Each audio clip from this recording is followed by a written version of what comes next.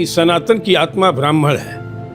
ब्राह्मण सुरक्षित रहेगा तो सनातन सुरक्षित रहेगा, सनातन सुरक्षित रहेगा तो संविधान सुरक्षित रहेगा।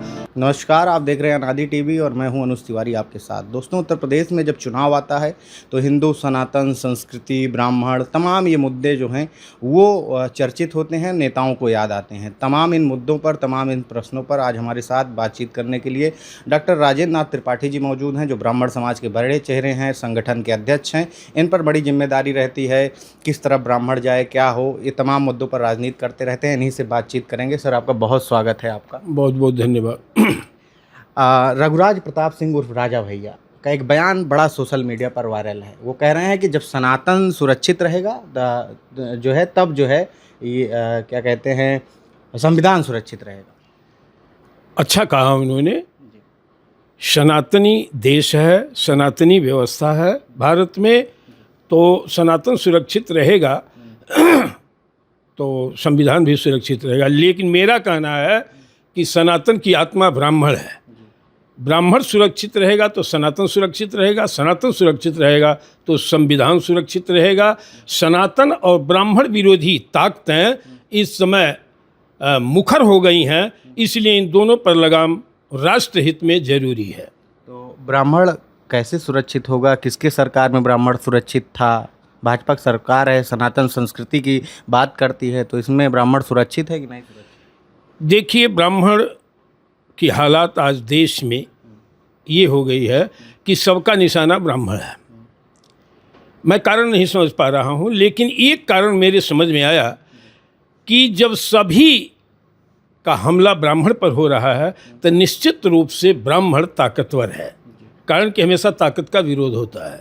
तो ये तो मुझे प्रसन्नता की बात है। लेकिन बेवजह लांछित करना, जिसने समाज के लिए, देश के लिए कुर्बानी दिया, आप बताइए, जिस समय भारत माता गुलामी की बेड़ियों से जकड़ी हुई थी, उस समय सिर्फ एक व्यक्ति को चिंता थी कि माँ हमारी गुलाम है, बेड़ियों में जकड़ी हुई है, वह नाम था मंगल पांडे। रघुराज प्रताप सिंह राजा भैया का एक बयान और वायरल है। वो कह रहे हैं कि सब हिंदू थे, लेकिन बाद में कुछ ताकतें आईं जिससे डर कर कुछ जो लोभी व्यक्ति थे वो प्रलोभन में जो है मुस्लिम बन गए। जो कायर थे वो मुस्लिम बने और जो लड़े वो शहादत दिए। तो रघुराज प्रताप सिंह सही कह रहे हैं? ये भी सही कह रहे हैं। उस समय मुगलों के शासन में, या तमाम देश कई बार हमारा गुलाम हुआ है, अंग्रेजों के हाथ में, मुगलों के हाथ में, तो जुर्म, ज्यादती, अन्याय, अत्याचार सब बर्दाश्त नहीं कर पाते हैं। सबके अंदर क्षमता नहीं है। आज भी जो अन्याय का विरोध करता है वही बहादुर है, वही योद्धा है।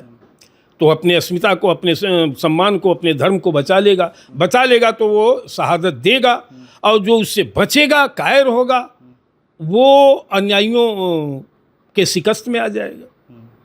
तो फिर ब्राह्मण, ठाकुर, यादव करने की क्या ज़रूरत है? राजा भैया ये भी कह रहे हैं कि सनातन को बचाना है तो सबको हिंदू होना पड़ेगा। हिंदू वो सही कह रहे हैं, मैं उसका भी समर्थन करता हूँ कि जाति में बंटने से देश कमज़ोर होगा। लेकिन फूट डालो, राज करो। इस देश के राजनेताओं और राजनीतिक दलों का मुख्य एजेंडा है कि जितना ही फूट डालेंगे उतना ही हमारी सत्ता और हमारी राजनीति मजबूत होगी। इससे देश की जनता को सावधान रहने की ज़रूरत है।